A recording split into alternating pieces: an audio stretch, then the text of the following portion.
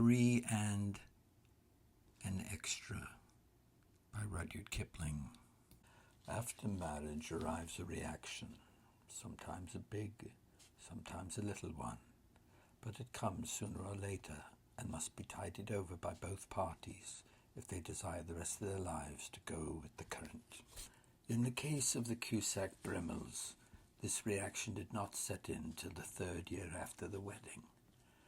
Bremmel was hard to hold at the best of times, but he was a beautiful husband until the baby died, and Mrs. Bremmel wore black and grew thin and mourned as though the bottom of the universe had fallen out. Perhaps Bremen ought to have comforted her. He tried to do so, but the more he comforted, the more Mrs. Bremmel grieved, and consequently the more uncomfortable grew Bremmel. The fact was that they both needed a tonic, and they got it. Miss Bremmel can afford to laugh now, but it was no laughing matter to her at the time. Mrs. Hawksby appeared on the horizon, and where she existed was fair chance of trouble. At Simla, her by-name was the Stormy Petrel. She had won that title 5 times to my own certain knowledge. She was a little brown, thin, almost skinny woman, with big, rolling violet blue eyes and the sweetest manners in the world. You had only to mention her name at afternoon teas for every woman in the room to rise up and call her not blessed. She was clever, witty, brilliant, and sparkling beyond most of her kind, but possessed of many devils of malice and mischievousness. She could be nice, though, even to her own sex, but that is another story. Bremmel went off impetuously after the baby's death and the general discomfort that followed, and Mrs. Hawksby annexed him. She took no pleasure in hiding her captives. She annexed him publicly and saw that the world saw it. He rode with her and walked with her and talked with her and picnicked with her and tiffined at petites with her, till people put up their eyebrows and said, "Shocking." Mrs. Bremmel stayed at home, turning over the dead baby's frocks and crying into the empty cradle. She did not care to do anything else. But some 8 dear, affectionate lady friends explained the situation at length to her, in case she should miss the cream of it. Mrs. Bremmel listened quietly and thanked them for their good offices. She was not as clever as Mrs. Hawksby, but she was no fool. She kept her own counsel and did not speak to Bremmel of what she had heard. This is worth remembering. Speaking to or crying over a husband never did any good yet. When Bremmel was at home, which was not often, he was more affectionate than usual, and that showed his hand. The affection was forced, partly to soothe his own conscience, and partly to soothe Mrs. Bremmel. It failed in both regards.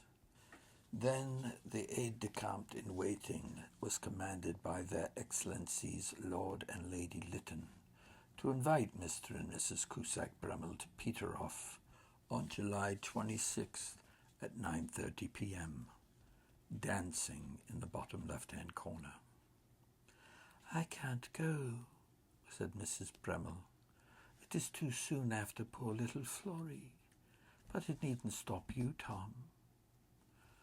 She meant what she said then, and Bremmel said he would just go to put in an appearance. Here he spoke the thing which was not, and Mrs. Bremmel knew it. She guessed. A woman's guess is much more accurate than a man's certainty that he had meant to go from the first, and with Mrs. Hawksby. She sat down to think, and the outcome of her thoughts was that the memory of a dead child was worth considerably less than the affections of a living husband. And she made her plan, and staked her all upon it. In that hour she discovered that she knew Tom Bremmel thoroughly, and this knowledge she acted upon. "Tom," said she, "I shall be dining out at the Longmores on the evening of the 26th. You better dine at the club." This saved Bremmel from making an excuse to get away and dine with Mrs. Hawksby, so he was grateful and felt small and mean at the same time, which was wholesome. Bremmel left the house at 5 for a ride. About 5:30 in the evening, a large leather-covered basket came in from Phelps's for Mrs. Bremmel. She was a woman who knew how to dress, and she had not spent a week on designing that dress and having it gored and hemmed and herringboned and tucked and rucked, or whatever those terms are, for nothing. It was a gorgeous dress, slight mourning. I can't describe it, but that's what it was. The Queen calls it a creation, a thing that hit you straight between the eyes and made you gasp. She had not much heart for what she was going to do, but as she glanced at the long mirror, she had the satisfaction of knowing that she had never looked so well in her life. She was a large blonde, and when she chose, carried herself superbly. After the dinner at the Longmores, she went on to the dance, a little late, and encountered Bremmel with Mrs. Hawksby on his arm. That made her flush, but as the men crowded around her for dances, she looked magnificent. She filled up all her dances except for 3, and those she left blank. Mrs. Hawksby caught her eye once and knew it was war, real war, between them. She started handicapped in the struggle, for she had ordered Bremmel about just the least bit in the world too much, and he was beginning to resent it. Moreover, he had never seen his wife look so lovely. He stared at her from the doorway and glared at her from passages as she went about with her partners, and the more he stared, the more taken was he. He could scarcely believe that this was the woman with the red eyes and the black stuffed gown who used to weep over the eggs at breakfast. Mrs. Hawksby did her best to hold him in play, but after 2 dances he crossed over to his wife and asked for a dance. "I am afraid you've come too late, Mr. Bremmel," she said with her eyes twinkling. Then he begged her to give him a dance as a great favor, and she allowed him the 5th waltz. Luckily 5 stood vacant on his program, and they danced together, and there was a little flutter around the room. Bremmel had a sort of a notion that his wife could dance, but he had never known she'd dance so divinely. At the end of that waltz he asked for another.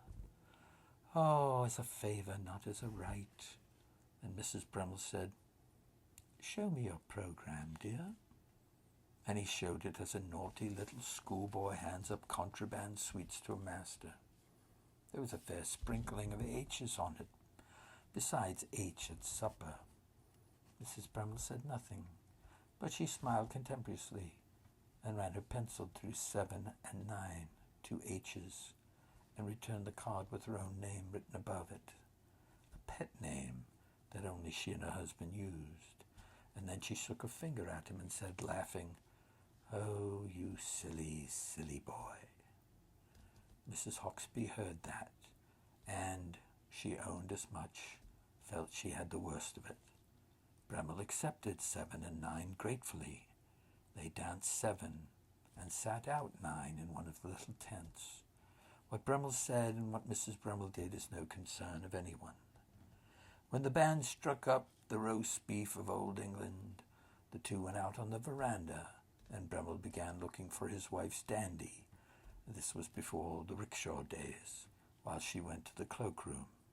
Mrs. Hawksby came up and said, "You take me into supper, I think, Mr. Bremmel." Bremmel turned red and looked foolish.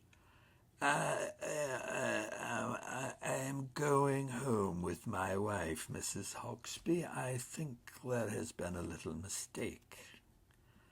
Being a man, he spoke as though Mrs. Hawksby were entirely responsible. Mrs. Bremmel came out of the cloakroom in a swansdown cloak with a white woolen scarf round her head. She looked radiant. She had the right to. The couple went off into the darkness together, Bremmel riding very close to the dandy. Then Mrs. Hawksby said to me, She looked a trifle faded and jaded in the lamplight. "Take my word for it, the silliest woman can manage a clever man, but it needs a very clever woman to manage a fool." Then we went into supper. The end.